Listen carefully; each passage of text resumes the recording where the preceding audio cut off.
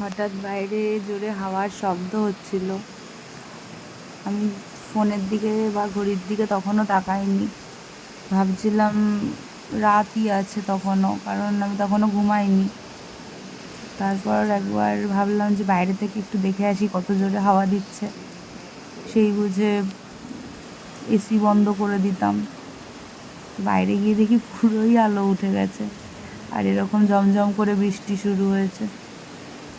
কিন্তু বাইরেটা তখন হঠাৎ করে তখনও ঠান্ডা হয়নি, তখনও বেশ গরম। দেখে মনে হচ্ছিল একদম ভিজি ছাদের মধ্যে গিয়ে। এত সুন্দর, এত জোরে বৃষ্টি, তখনও পুরো আলো ওঠেনি, তার আগেই মেঘ হয়ে গেছে আকাশে।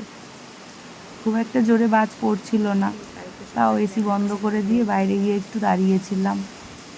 দাঁড়িয়ে দাঁড়িয়ে ছোটোবেলার কথা মনে পড়ছিল। বৃষ্টি হলে আগে ছোটোবেলা গরমকালে এত ঘামাচি হতো গায়ে, বৃষ্টি হলেই দৌড়ে চলে যেতাম ভিজতে। পুরো ভিজে চপচপে হয়ে ঘরে ঢুকতাম। মা মাথা মুছিয়ে দিত, মাথা মুছিয়ে জামা কাপড় বদলে দিত, দিয়ে বলতো সোজা খাটের ওপর উঠে যাবি, এক পা নিচে নামবি না আর। এখন তো বড়ই হয়ে গেছি, এখন ভিজতে গেলেও 10 বার ভাবতে হয়, ঠান্ডা জল খেলেও ভাবতে হয়, আইসক্রিম খেয়েও একটু জল খেয়ে নিতে হয়, এই বুঝি গলা ব্যথা শুরু হলো, এই বুঝি কাশি হলো।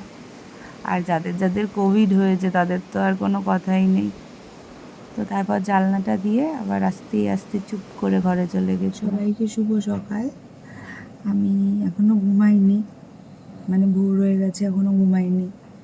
তার কারণ হলো প্রথমত ঘুম আসছিল না, তারপর বাকি কালকের অনুষ্ঠানের ফটোগুলো দেখতে দেখতে, ভিডিওগুলো ক্লিপগুলো দেখতে দেখতে আরোই ঘুমের চটকে গেছে। তো এই ভিডিওটা যদি আমার মা দেখে, হয়ে গেল। আর বাইরে তোমাদের বৃষ্টি দেখালাম, বৃষ্টিটা নিয়ে একটুখানি মুখে মাখলাম, ছোটোবেলার অভ্যাস বৃষ্টির মধ্যে ভেজা, এখন তো আর ভেজা হয় না, এই জলটা নিয়ে একটু মুখে লাগাতে ভালো লাগে।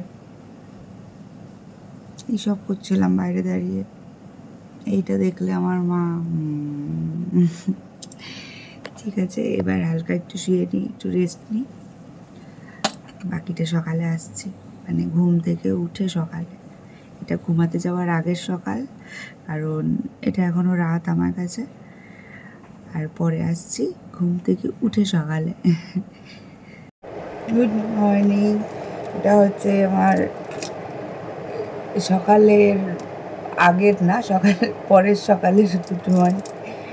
এইগুলো দেখছো, এগুলো কালকে মানে সম্মানীয় ব্যক্তিদের জন্য এগুলো আনা হয়েছিল, কিন্তু সেটা অর্ডার দেওয়া হয়েছিল সকাল সকাল দিয়ে যাওয়ার জন্য, কিন্তু ওরা আস্তে আস্তে বেলা হয়ে গেছিলো, তখন অলরেডি কিছু মানুষকে সম্মান দেওয়া হয়ে গেছিলো, ওই জন্য আর বাদ বাকিদেরও দেওয়া হয়নি, রেখে দিয়েছিল, কারণ কাউকে কাউকে দেবে, কাউকে কাউকে দেবে না।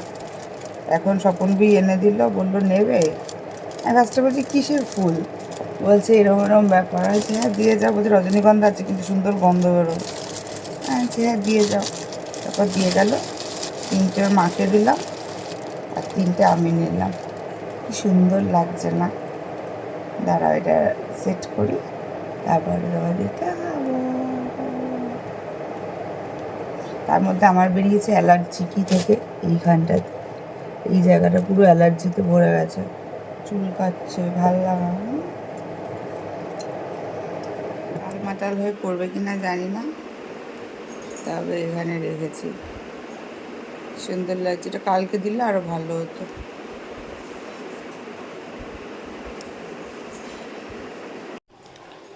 ও সকালবেলা শুধু 2টো বিস্কুট খেয়ে চলে গেল। আর এই যে আমি দুধ কর্নফ্লেক্স নিলাম, ওটা খাবে না বললো। কেন খাবে না?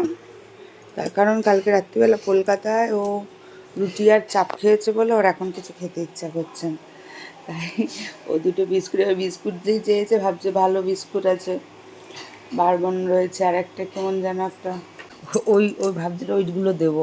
আমি যে ক্রিম কেকার বিস্কুট হাতে দিয়েছি, মুখটা কেমন ভ্যাট গেল, তারপর চলে গেল। আমি ভেবেছিলাম কিছু খাবো না, আমিও 2টো বিস্কুট খেয়ে নেবো। আমি কর্নফ্লেক্স নিয়েছি, নিয়ে ঠান্ডা করতে বসাইছি। ঠান্ডা হয়ে গেছে অনেকটি, আর একটু ঠান্ডা হবে। তারপর খাবো।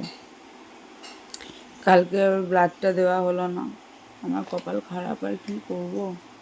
যতবার ব্লাড দিতে চেয়েছি ততবার এই একই কীর্তন হয়েছে। এমনি সময় তাও নর্মাল থাকে, কিন্তু ব্লাড দিতে আসলে আমার লাস্ট 2 দিন ঠিকঠাক করে ঘুমও হয়নি না।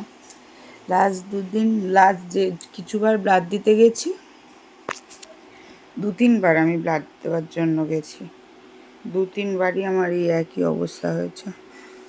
প্রেশার লো, বসে পড়ো।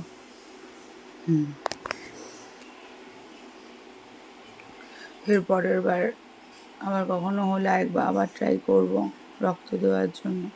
আমার খুব ইচ্ছা করে, কেন জানি না, আমার খুব ভালো লাগে। কেউ দিলেও ভালো লাগে, কেমন টুবাইদাকে জোর করেও তো দেবেই না বলছিল, আমি জোর করে নিয়ে গেছি।